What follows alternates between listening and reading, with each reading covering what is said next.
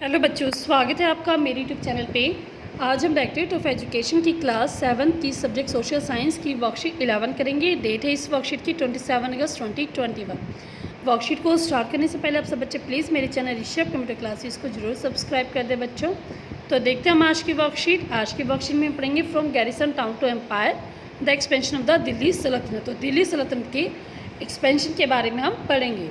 तो देखते हैं इसमें हम In the early 13th century, the control of the Delhi Sultan rarely went beyond heavily fortified town occupied by garrison। तो इसमें कहा गया कि 13वीं सदी की स्टार्टिंग में जो दिल्ली सुल्तान थे उनका जो कंट्रोल था अपने जो किले थे उनसे दूर शायद ही कभी गया होगा।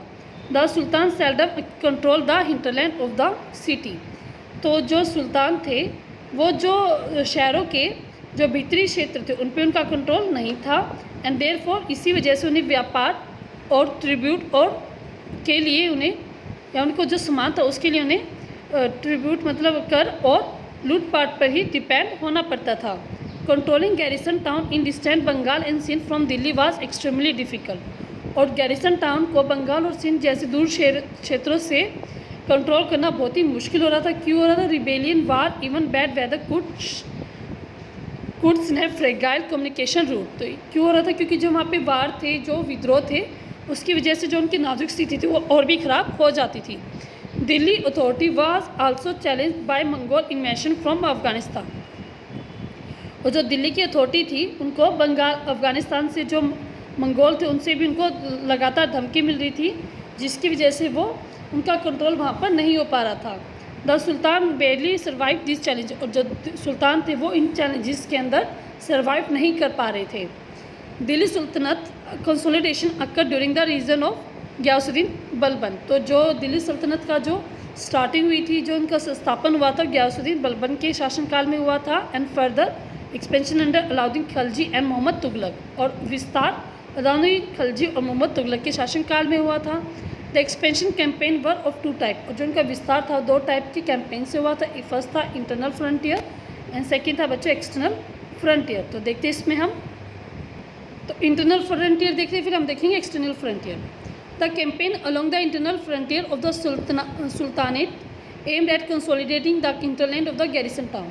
तो इंटरनल फ्रंटियर थे, उन्होंने क्या किया, जो हिंटरलैंड थे मतलब जो उनके भीतरी क्षेत्र थे उसके विकास में ही उन्होंने और काम किया। ठीक है, जो गैरिसन टाउन के जो भीतरी क्षेत्र थे उनके विकास में उन्होंने और कैंपेन स्टार्ट की। Forest were clear in the Ganga Yamuna doab and hunter gatherer and pastoralists expel from the habitat. These land were given to the peasant and agriculture were encourage. तो जो गंगा और यमुना के बीच में जो दोआब का क्षेत्र था वहाँ पे जो फॉरेस्ट था उसको साफ़ किया गया और उसमें रहने वाले किसानों को वो ज़मीन दे दी गई ताकि वहाँ पर खेती कर ली जाए बच्चों। Next, new foresters garrison town and town were establish to protect trade routes and promote regional trade. तो नए जो न्यू गैरिसन टाउन थे और जो आसपास के क्षेत्र थे वहाँ पे नए शहर बसाए गए ताकि जो व्यापार के लिए रूट बनाए जा सके और आसपास का जो रीजनल ट्रेड था उसको विस्तार किया जा सके। नेक्स्ट हम देखते हैं बच्चों एक्सटर्नल फ्रंटियर यानी कि area beyond the inner region of garrison town. तो गैरिसन टाउन के जो भीतरी क्षेत्र थे उसके अलावा जो क्षेत्र था उसको बोलते थे एक्सटर्नल फ्रंटियर। तो आंसर इसमें हम देखते हैं military expedition into southern India started during the reason of Alauddin Khilji and culminated during Mohammad Tughlaq.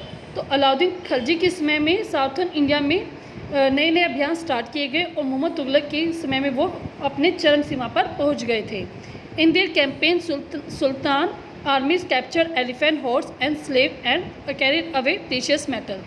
और जो उन्होंने कैंपेन स्टार्ट किए थे जिससे वो आसपास के जो शहर थे उसको अपने कब्जे में ले थे, उससे उन्हें क्या मिला, एलिफेंट मिले, हॉर्स मिले और वो सेवक मिले और बहुत ही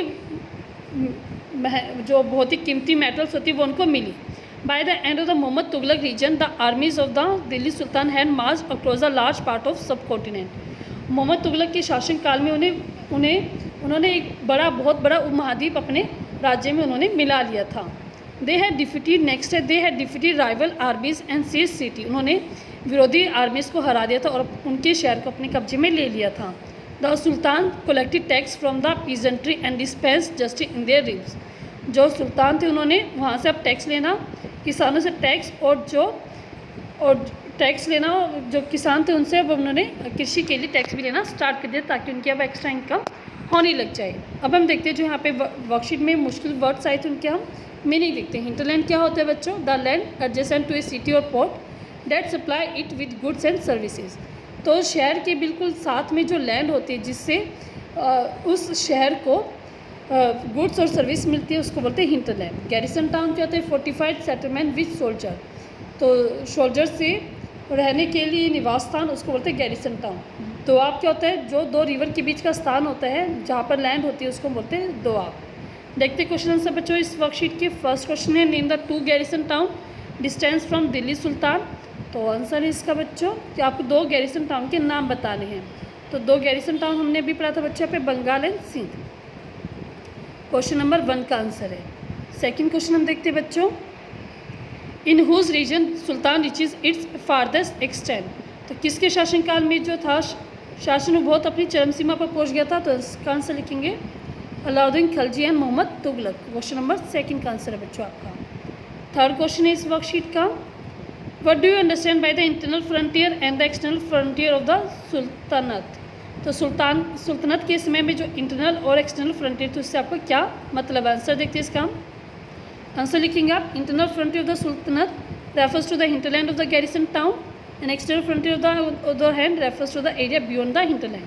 तो हिंटरलैंड के अंदर का जो एरिया था उसको बोलते थे इंटरनल, और बियॉन्ड द हिंटरलैंड था उसको बोलते थे हम external frontier of the garrison town that included the unconquered territory specially the southern part of the India. तो इसमें क्या होते थे बच्चों? साउथर्न पार्ट ऑफ इंडिया आते थे जो कि हमारे जो सल्तनत है उसके इन्होंने जीता हुआ नहीं था, तो उसको बोलते थे हम एक्सटर्नल फ्रंटियर। ठीक है, तो आप ये क्वेश्चन नंबर 3 में अपना लिख लेंगे। वर्कशीट आपकी पूरी कंप्लीट होती है। वर्कशीट आपको समझ में अच्छी लगी तो प्लीज़ इस वीडियो को बच्चों लाइक करें, शेयर करें, कमेंट करके ताकि आपको वीडियो कैसी लगी। प्लीज़ बच्चों चैनल को सब्सक्राइब करना ना भूलें। Thank you, have a nice day.